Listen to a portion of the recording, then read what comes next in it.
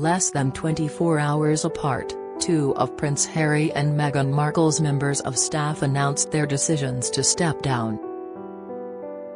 Since their marriage in 2018, at least 14 staffers have left the Duke and Duchess of Sussex empire, and this week, their head of audio, Rebecca Sonanais, and Archewell Foundation president, Mandana Diani, became the latest to leave Camp Sussex.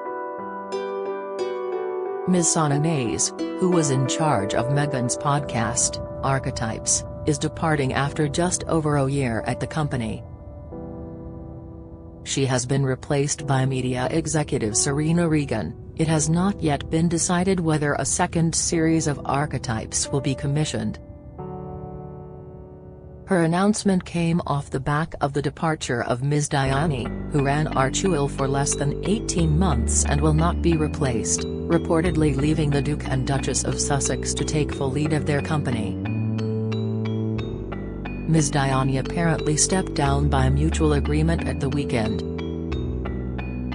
A statement read, "Ms. Diani is fully supportive of the Duke and Duchess in their new leadership roles and they remain friends."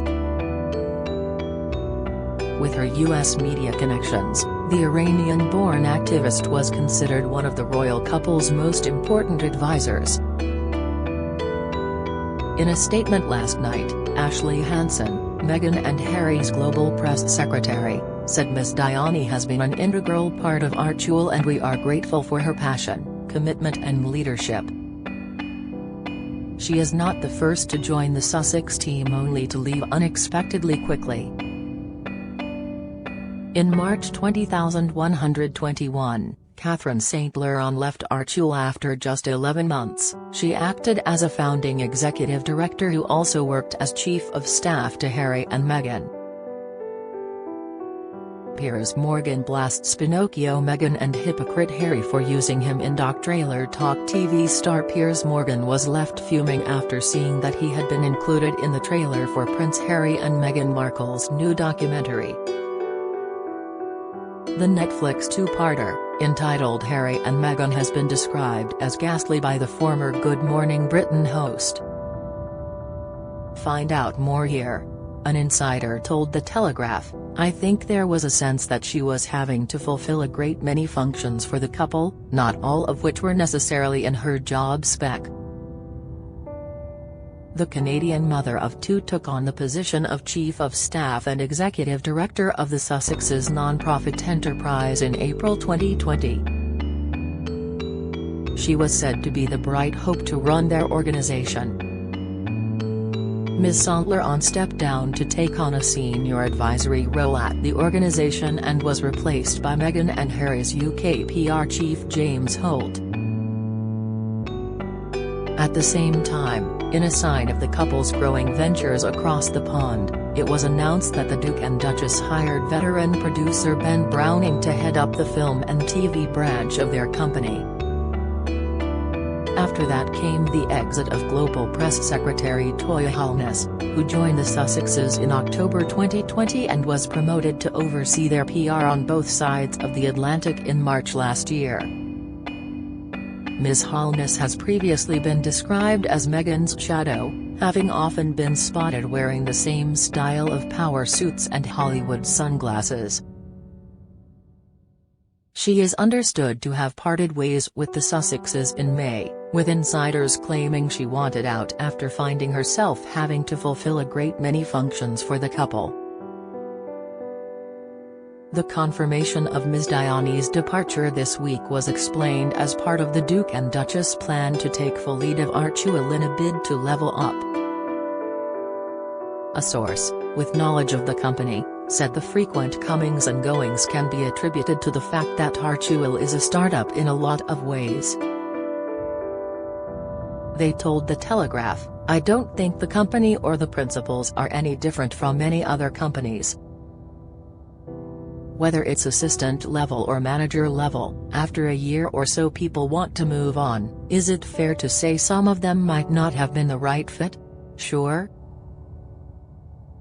Is it fair to say that some got other opportunities and just left?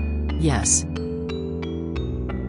Both Ms. Diani's and Ms. Sonanay's departures have come days before Harry and Meghan's Netflix documentary airs. The series is expected to be explosive as Meghan and Harry tell their side of the story. It is set to mark the beginning of a particularly tumultuous time for the Sussexes as it comes ahead of the publication of Harry's memoir, Spare, which is expected to be highly controversial. In recent months, there has been speculation regarding the success of Harry and Meghan's commercial deals. Earlier this year, Netflix confirmed their first subscriber decline since 2011. Soon after, it was announced that Pearl, another Archewell project, led by the Duchess, was cancelled amid cutbacks. More recently, there have been conversations about delaying the Sussexes docu-series after the death of Queen Elizabeth II, with suggestions that Netflix needed to drum up high viewer figures to justify its multi-million-pound investment. It is understood that the series has been in the works for a long while, with the couple being spotted with camera crews on several occasions in the last year. And the journey to airing has been less than smooth, with the couple dropping the first director they hired to tell their story. Sources told Page Six there had been a disagreement between the Sussexes and Garrett Bradley, who directed a critically acclaimed series about the tennis star Naomi Osaka and was brought in to helm what is now called Harry and Meghan. Garrett wanted Harry and Meghan to film at home and they were not comfortable doing that, said one source. There were a few sticky moments between them, and Garrett left the project. Harry and Meghan's own production company captured as much footage as they could before Liz Garbus was hired.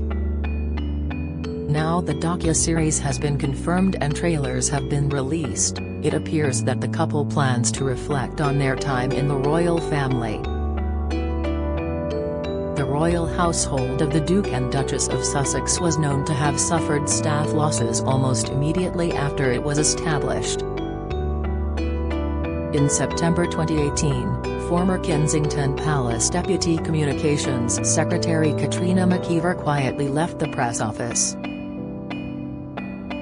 According to royal authors Omid Scobie and Caroline Durand, Ms. McKeever and the Sussexes parted amicably. Writing in their 2021 book Claimed Finding Freedom, they said she left on a good note with the Sussexes. 2 months later, Meghan's PA, Melissa Tubati, handed in her notice after just 6 months, said to have decided to leave after the Duchess had left her in tears with her demands. In January 2019, after 6 months under the Sussexes' employment, a female protection officer, who has not been named for security reasons, also departed. A Scotland Yard source said at the time she was leaving for personal reasons which had absolutely nothing to do with the Duke or the Duchess. Then, in March 2019, Amy Pickerill, the Duchess's deputy private secretary departure was announced. At the time, it was insisted the decision had been an amicable one. However, royal author Valentine Lowe recently suggested that this may not have been the case. In his book, Courtiers, Mr. Lowe claimed that when the Duchess discovered Ms. Pickerill had handed in her notice, she was so angry she refused to let her travel in the same car to an engagement that morning. Not long after came the bullying allegations, which saw Jason Knauff's formal complaint come to light. In October 2018, the former communications secretary to the then Cambridges and the Sussexes, submitted a formal complaint to Prince William's private secretary, Simon Case, about the bullying he said various members of the household had been subject to. He wrote, "I am very concerned that the Duchess was able to bully 2 PAs out of the household in the past year. We have had report after report from people who have witnessed unacceptable behavior. These allegations have been consistently denied by the Duke and Duchess of Sussex, who have claimed they were the victims of a calculated smear campaign based on misleading and harmful misinformation. Mr. Knauff left to work solely for Prince William and Kate, Princess of Wales in 2019, as did Communications Secretary Christian Jones. In his letter, he suggested the pressure might prove too much for other members of staff, including senior aide Samantha Cohen, who is nicknamed the Panther. Ms. Cohen worked for the late Queen for 17 years before moving to work for the Sussexes in 2018. She was initially tasked with helping Meghan adjust to life as a working royal and served as the couple's private secretary until her resignation in October 2019. It is understood that she was planning on leaving Buckingham Palace in 2018 but agreed to help the Duchess during her first months. She left to work for environmental charity Cool Earth.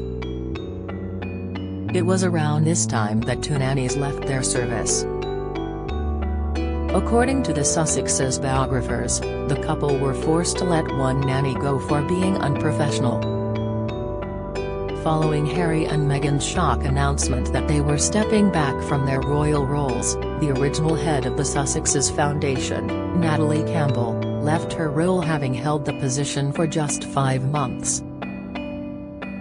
As a result of their exit, 15 employees lost their jobs, including Sarah Latham, who acted as Director of Communications. Ms. Latham previously worked for Presidents Clinton and Obama and was hired when the Sussexes and Cambridges split their households. When the couple left the UK for Canada, the relationship between them and their staff had become tense.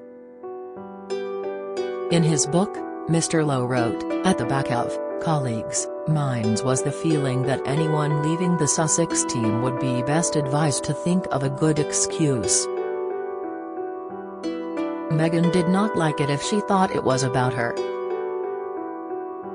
However, Mr. Scobie and Ms. Durand argue that any clashes may have been down to cultural differences, arguing that there are key differences in communication style between Americans and Brits. They wrote, "Americans can be much more direct, and that often doesn't sit well in the much more refined institution of the monarchy."